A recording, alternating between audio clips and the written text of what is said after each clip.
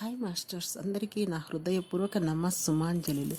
మీ జీవితం మీ చేతుల్లో పార్ట్ 7, 1వ భాగం. మార్పు చెందడం ఎలా? వారధులన్నింటినీ నేను ఎంతో ఆనందంతో సులభంగా దాటేస్తాను. నాకు దేనినైనా ఎలా అని ఆలోచించడం చాలా ఇష్టం. ప్రపంచంలోని జ్ఞానమంతా మనకు తెలిసి ఉన్నా మనము మార్పు చెందడానికి ఆ జ్ఞానాన్ని ఎలా ఉపయోగించుకోవాలో తెలియనప్పుడు అదంతా వ్యర్థమే కదా. ఏ విషయాన్నైనా నేను చాలా శాస్త్రీయంగా ప్రయోగాత్మకంగా ఆలోచిస్తాను. సరే, ఇప్పుడు మనం మార్పు చెందేందుకు చేయాల్సిన విషయాలను గురించి ఆలోచిద్దాం. 1, వదిలిపెట్టేయడాన్ని అలవర్చుకోవాలి. 2, మనసుని మన స్వాధీనం చేసుకోవడం తెలుసుకోవాలి. 3, మనల్ని మనం మొదట క్షమించుకొని తర్వాత ఇతరులని క్షమించడం ఎలాగో నేర్చుకోవాలి. అవసరాన్ని వదిలిపెట్టేయడం. మనం ఏదైనా ఒక నిర్దిష్టమైన ఆలోచన ధోరణిని వదిలిపెట్టేయదలుచుకున్నప్పుడు కొంతకాలం పాటు మన పరిస్థితి అంతా ఇంకా విషమించినట్లుగా అనిపించవచ్చు. దీన్ని ఒక అశుభ సూచికంగా భావించకండి.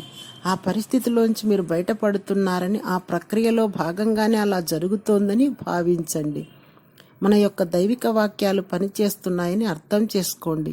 మనం అలాగే వాటిని ఉచ్చరిస్తూ ముందుకు సాగిపోవాలి. ఉదాహరణకు, మనం ఒకవేళ మన సంపదలను పెంపొందించుకోవడానికి ప్రయత్నిస్తుంటే మన మనీ పర్సు జారిపోవచ్చు. మన యొక్క సంబంధ బాంధవ్యాలను చక్కదిద్దుకోవడానికి ప్రయత్నిస్తుంటే మనకు ఇతరులతో విభేదాలు తలెత్తవచ్చు. మనము సంపూర్ణ ఆరోగ్యమునకై ప్రయత్నిస్తున్నప్పుడు మనకు చిన్న అనారోగ్య సమస్య తలెత్తవచ్చు. మనము మనలోని సృజనాత్మక శక్తి సామర్థ్యాలను వ్యక్తీకరించేందుకు ప్రయత్నిస్తుంటే మన ఉద్యోగం ఓడవచ్చు. ఇలా కాకుండా ఒక్కోసారి సమస్య ఇంకో దిశలోకి మారవచ్చు. అప్పుడు మనం సమస్యను ఆ కోణంలోనూ బాగా అర్థం చేసుకోవాల్సి ఉంటుంది.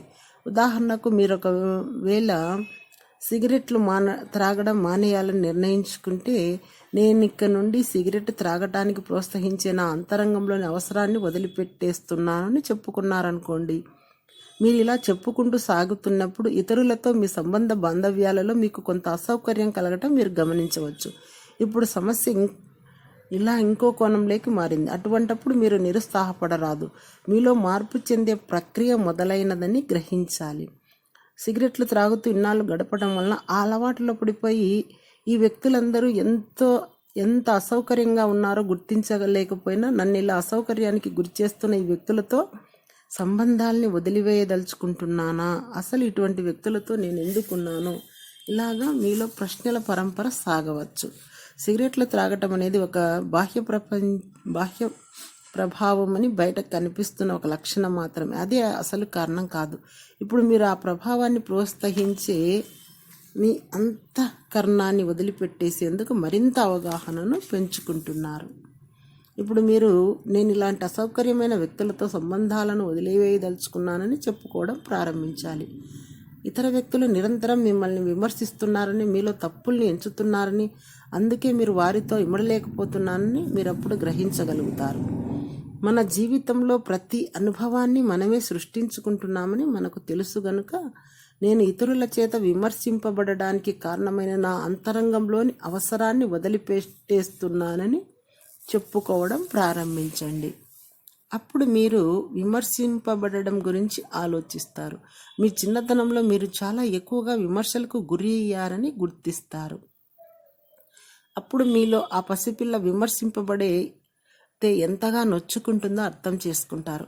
ఇలాంటి విమర్శల నుంచి మీరు తప్పించుకొని దాన్నొక్కదానికే అటువంటి అలవాటుని మీరు సృష్టించుకున్నారని తెలుసుకుంటారు. ఇలాంటి విమర్శల్ని మీరు తప్పించుకొని దాక్కొనడానికే ఇటువంటి అలవాటుని మీరు సృష్టించుకున్నారని తెలుసుకుంటారు. బహుశా తర్వాత మీరు ఇలా విచ్చరించుకోవచ్చు, నేను ఇప్పుడు క్షమించడానికి సిద్ధంగా ఉన్నాను.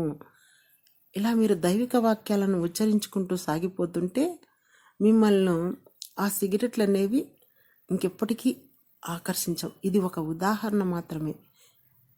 సిగరెట్ అనేది ఒక ఉదాహరణగా చెప్పుకుంటున్నాం. మిమ్మల్ని మీ జీవితంలో ఇంకెవ్వరూ విమర్శించరు. అప్పుడు మీరు మీలోని ఆ అవసరాన్ని పూర్తిగా వదిలిపెట్టేశారని తెలుసుకుంటారు. ఇలాగ దేనికైనా కొంత సమయం పడుతుంది.